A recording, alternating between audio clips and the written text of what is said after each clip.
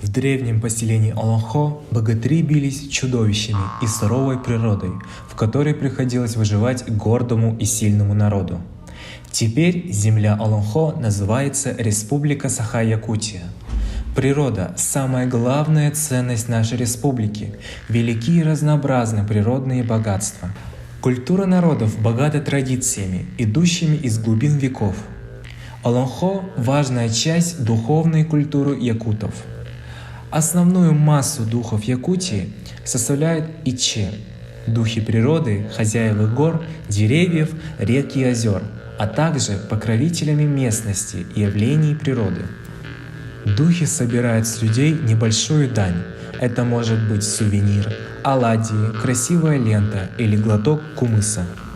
Самый могущественный из ичи – покровитель лесов и охотников Бай-Баянай.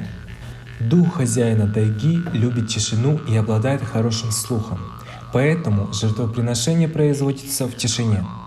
В жизни старались не говорить о добыче, чтобы он не услыхал.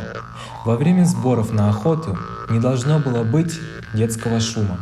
Непочтительное отношение к Бай-Баянаю считалось одной из причин неудачной охоты. Якуты угощали Баяная и просили богатой добычи. Все эти приметы и традиции неукоснительно соблюдаются как местными охотниками, так и гостями. С детства абсолютно всем прививается понятие о уважении природы и духов, так что сейчас ни одному жителю не придет в голову нарушить эти правила. Мы любим нашу родину и стараемся соблюдать все традиции.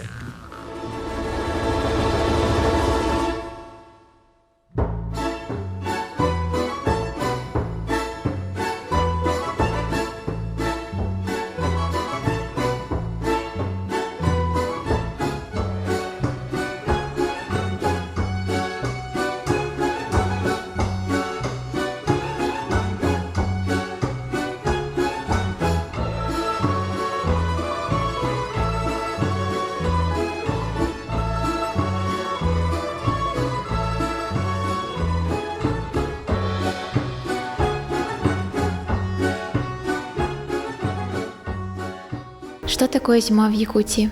Судя по рассказам людей, которых здесь никогда не было, это холодное, темное место, где солнце выходит раз в 100 лет. Люди живут в юртах, ходят по алмазам и ездят на оленях.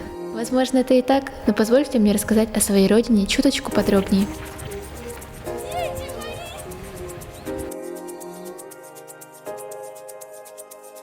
Зима в Якутии – это греться на солнышке всего 5 часов в день, проводить время с любимыми, несмотря на жуткий холод, и пытаться разглядеть сквозь туман.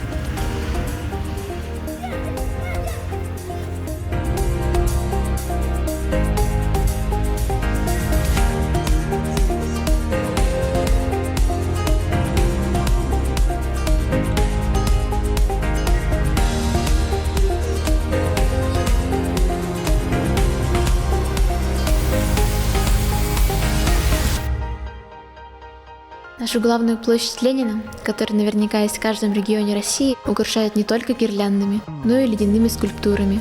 Где еще вы такое увидите? Зима приходит к нам раньше всех, поэтому к Новому году готовиться мы начинаем рано. Это не просто самый большой регион Российской Федерации, соответствующий по размерам 2/3 всей Европы, и не просто один из самых малочисленных и холодных регионов. Почти 90% территории находится в плену у вечной мерзлоты. Более 50% находятся за полярным кругом, а перепад температур между летом и зимой составляет более 100 градусов.